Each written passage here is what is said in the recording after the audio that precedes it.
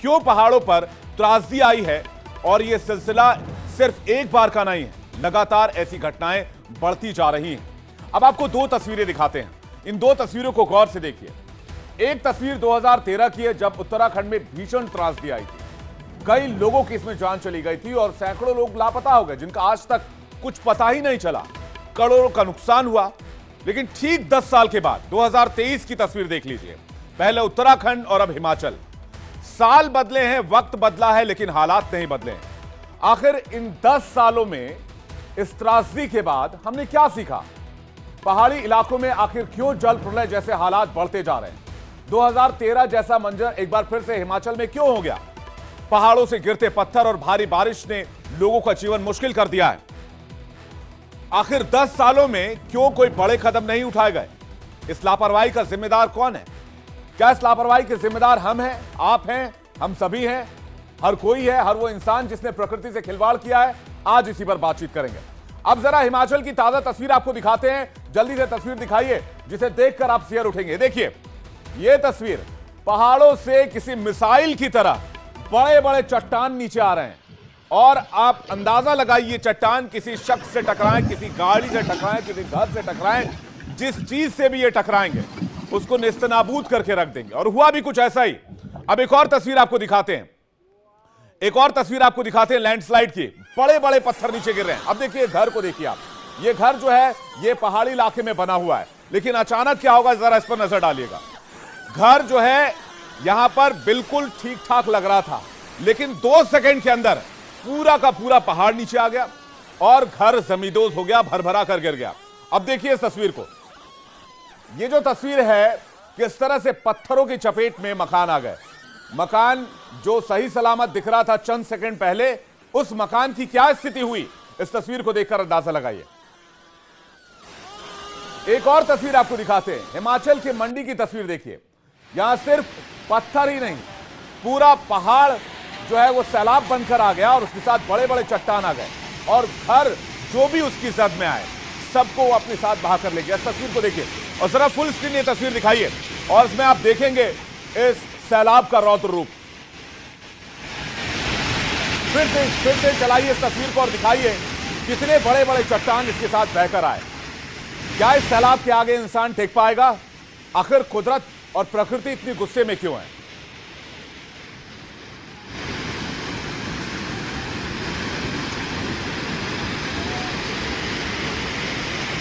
अब जरा इस तस्वीर को एक बार फिर से आप देखिए और अंदाजा लगाइए कि पहाड़ों पर जल प्रलय क्यों आ रहा है।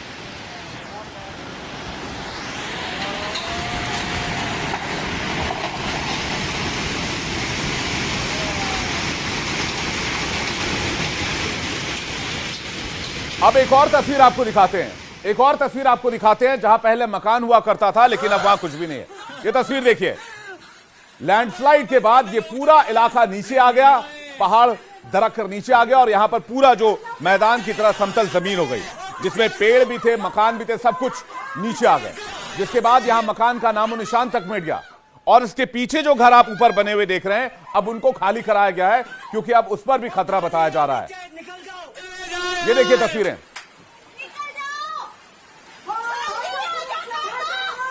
देखिए आपको इसमें आवाज लगाते कुछ लोग भी सुनाई देंगे जो ऊपर रह रहे मकानों में लोगों को कह रहे हैं कि आप जल्दी से मकान खाली कर दीजिए क्योंकि ये मकान भी कभी भी गिर सकता है और एक बड़ा हादसा हो सकता है। कैसे ये पूरी घटना हुई, 3 तस्वीरों के माध्यम से समझिए। पहले पहाड़ों पर लैंडस्लाइड हुआ, 3 तस्वीरें दिखाइए। ये देखिए 3 तस्वीर, जिसके बाद बड़े बड़े पत्थर नीचे आने लगे, अपने सामने आने वाले हर चीज को नेस्तनाबूद करते हुए आगे बढ़ते रहे। दूसरी तस्वीर में देखिए किस तरह से पत्थर वहां पर मौजूद इमारतों को तोड़ रहे हैं, घरों को नुकसान पहुंचा रहे हैं, जिसके बाद पलक झपकते ही भरभरा कर पूरा जो ये घर था वो जमींदोज हो गया। उसके बाद तीसरी तस्वीर देखिए, वहां के हालात क्या हैं। जहां पहले मकान था, अब मकान का नामो निशान मिट चुका है, हर तरफ चीख पुकार मची हुई है। आखिर इस त्रासदी की जवाबदेही किसकी है?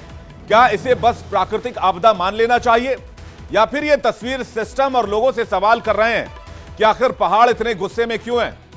क्या हिमालय हमसे बदला ले रहा है? जो बात मैंने कार्यक्रम की शुरुआत में आपसे कही थी, कहा जाता है कि एक तस्वीर 1000 शब्द के बराबर होती है। और एक और तस्वीर आपको दिखाते हैं और इस पीपल के पेड़ को आप देखिएगा, ये पीपल का पेड़, ये जो पीपल का पेड़ है ये 120 साल पुराना था और चंद सेकंड के भीतर ये पीपल का पेड़ भी जमींदोज हो गया। चंद सेकंड के अंदर वो नदी में समा गया। इस तस्वीर को देखिए, जिसने ना जाने कितनी बरसातें देखी होंगी, जिसने ना जाने कितने भूकंप झेले होंगे, लेकिन वो भी इस त्रासदी के सामने नहीं टिक पाया और भरभरा कर गिर पड़ा।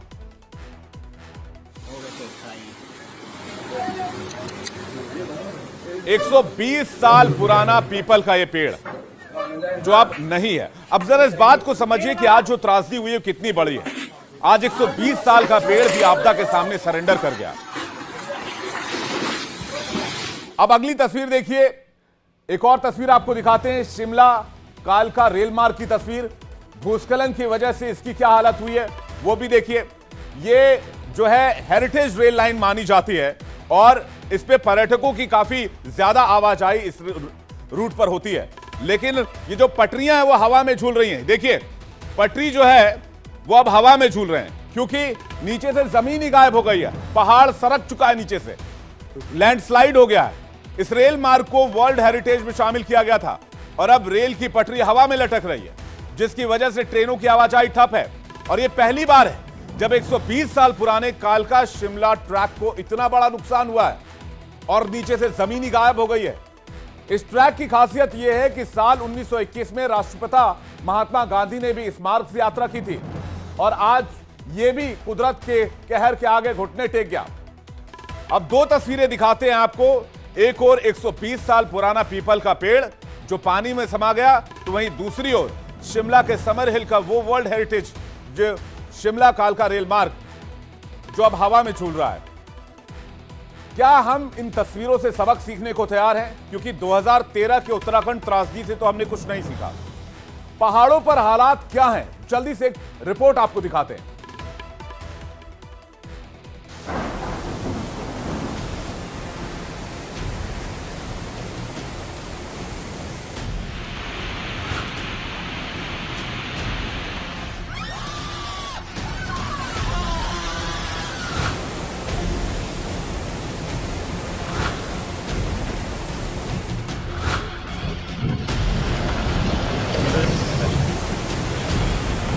पहाड़ पर मुसीबत का पहाड़ टूट पड़ा है।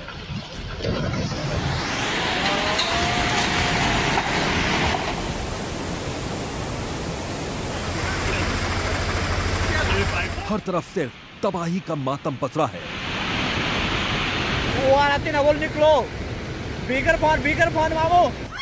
धसे हुए मकान,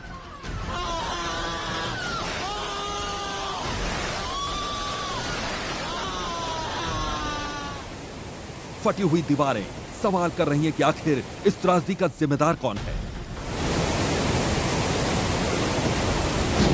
इन परिवारों ने घर बनाया था यह सोचकर कि गुजर बसर करेंगे, लेकिन उनके सुकून में चूल चुप गया है।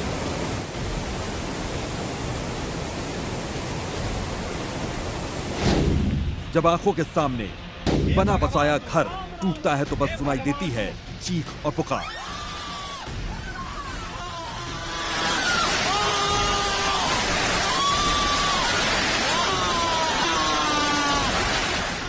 पहाड़ की अपनी पीड़ाएं, लेकिन यहां तो पीड़ाओं का पहाड़ है।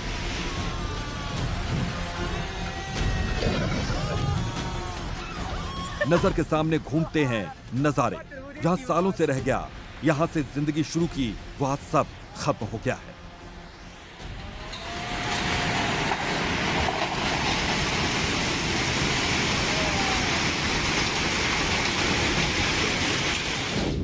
पूरा हिमाचल उदास है, कहीं पत्थरों की बौछार हो रही है तो कहीं नदियां सब कुछ डुबाने पर आमादा है।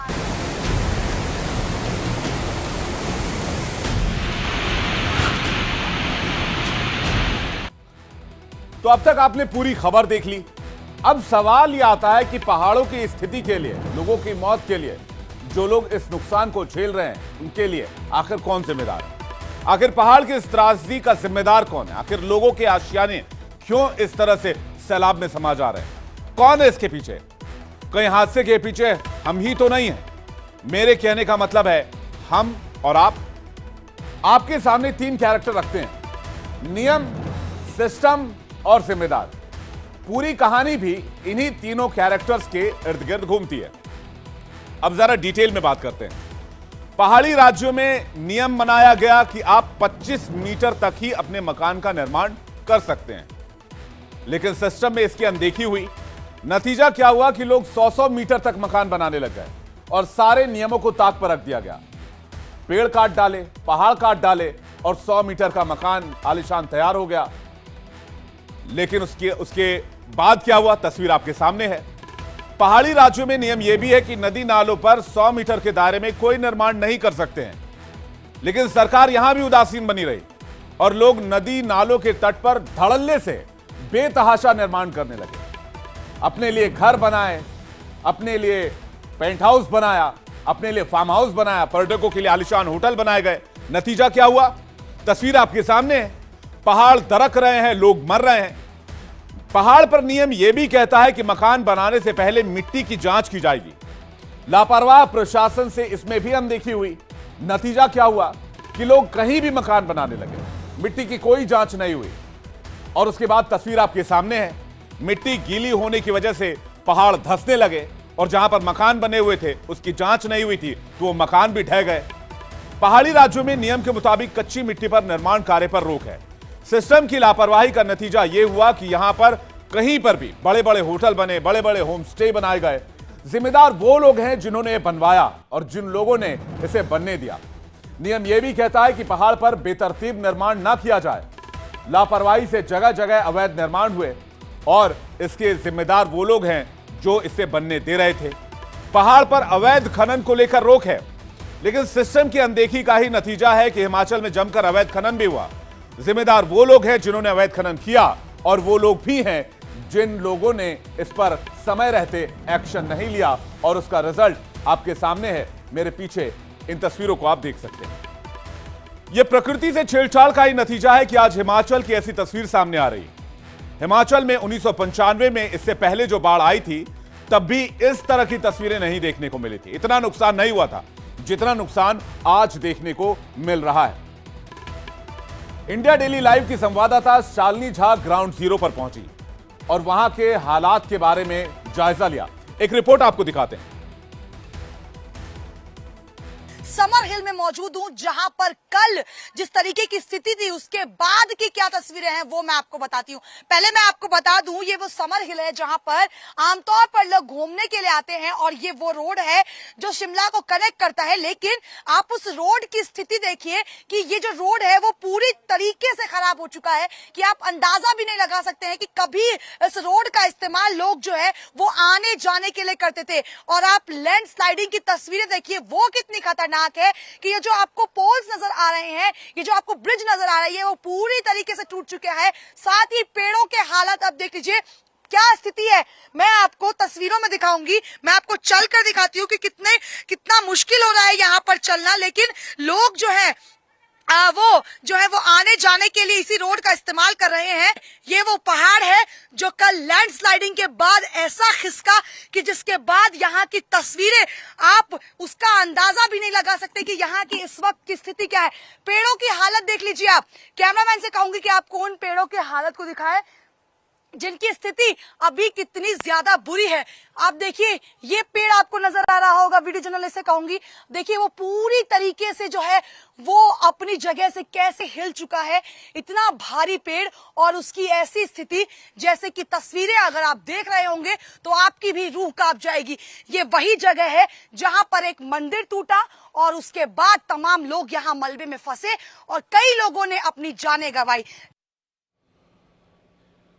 तो शालिनी की रिपोर्ट आपने देखी। अब पहाड़ों पर डर लगने लगा है। अब एक और तस्वीर आपको दिखाते हैं। कार पर किस तरह से ये पेड़ भरभरा कर गिर रहे हैं। हिमालय में और हिमाचल प्रदेश में, उत्तराखंड में तस्वीरें आम होने लगी हैं। कहीं कार डूबे जा रहे हैं, कहीं उन पर पेड़ गिर रहे हैं। एक और तस्वीर देखिए, गाड़ियां किस तरह से डूबी हुई हैं, वो तस्वीर दिखाई देखिए। इसका अंदाजा आप इन तस्वीरों को देखकर लगा सकते हैं। इन तस्वीरों से साफ होता है कि अब पहाड़ पर जाना पहले की तरह सुरक्षित नहीं रह गया है। खतरा सिर्फ उतना ही नहीं है, अगर आप गाड़ी लेकर सफर कर रहे हैं तो कब बड़े बड़े बोल्डर और पेड़ आप पर आकर गिर जाएं कुछ नहीं कहा जा सकता है। इसकी तस्वीरें भी सामने आई थी। ये तस्वीर देख रहे हैं मनाली हाईवे की, जहां लोग सफर कर रहे थे और अचानक पेड़ हाईवे पर आकर गिर पड़ा। पहाड़ों पर बेतरतीब निर्माण से बड़ा नुकसान हो रहा है, जिसे लेकर वैज्ञानिकों ने भी चेतावनी दी है। आप खुद सुनिए और देखिए कि किस तरह से वैज्ञानिक अलर्ट दे रहे हैं। वैज्ञानिकों का कहना है कि पहाड़ों का गुरुत्वाकर्षण केंद्र अपनी जगह से खिसकने लगा है। लगातार हो रहे बेतरतीब तरीके से निर्माण कार्य से आबादी वाले पहाड़ खोखले होने लगे। आने वाले दिनों में पहाड़ के खिसकने की घटनाएं और ज्यादा बढ़ेंगी, तेज होंगी। पहाड़ी राज्यों में बसे बड़े बड़े शहर के नीचे की मिट्टी में नमी आ गई है। लगातार हो रही बारिश से यह खतरा दोगुना हो गया है, जिससे कि लैंडस्लाइड की घटनाएं लगातार बढ़ रही हैं। हिमाचल प्रदेश और उत्तराखंड में जो इस वक्त तबाही आई है, उसकी बड़ी वजह लैंडस्लाइड है। भारी बारिश के बाद लैंडस्लाइड हुई और मकान गिरे, जिसके चलते अकेले हिमाचल प्रदेश में 3 दिन में 60 लोगों की मौत हो चुकी है। पहाड़ों पर अवैध निर्माण की वजह से सिर्फ हिमाचल ही नहीं, बल्कि उत्तराखंड में भी सैलाब ने कहर बरपाया है। वहां की एक रिपोर्ट पर नजर डालते हैं। आप सामने की तस्वीरें देखिए, ये भगवान शिव की प्रतिमा है, ये भगवान शिव का मूर्ति है। उसमें आप देख सकते हैं कि किस तरीके से नुकसान पहुंचा है, क्षतिग्रस्त हुआ है। वहां पे बताया जा रहा है कि शेर के खाल में जो शेर बना हुआ था वो टूट चुका है। और साफ तौर पे आप तस्वीरें देखिए, किस तरीके की भयावह तस्वीरें। 2013 के जिस तरीके से जल स्तर, वाटर लेवल बढ़ा था, उसी तरीके से सिचुएशन अभी भी आपको देखने को मिलेगा। गंगा उफान पे है, गंगा रौद्र रूप ले रखी है, गंगा में प्रलय अभी देखिए जिस तरीके से प्रलय में हो चुका है। उसके साथ साथ मैं आपको बता दूं, अब सवाल यह है कि पहाड़ गिर क्यों रहे हैं।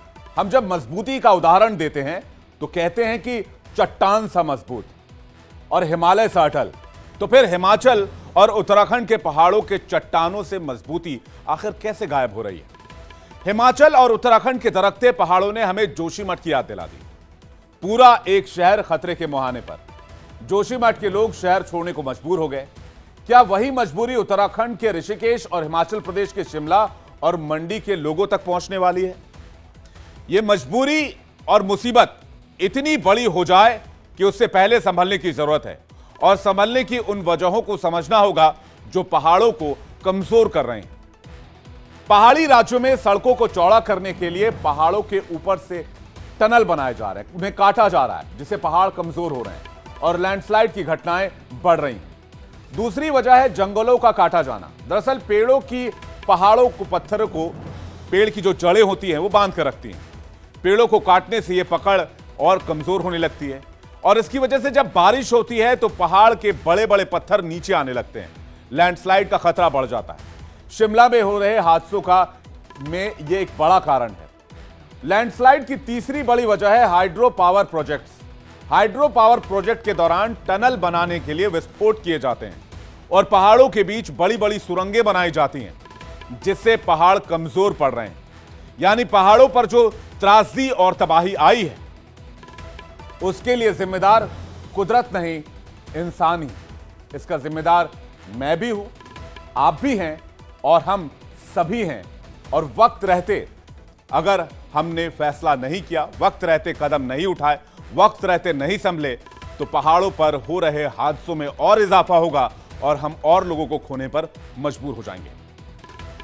चलिए पहाड़ों से रुख करते हैं दिल्ली की सियासत की तरफ, जहां सियासत भी इन दिनों बड़ी दिलचस्प हो गई है। अब नाम पर घमासान शुरू हो गया है। कांग्रेस को नाम पसंद है और काम नहीं। ऐसा क्यों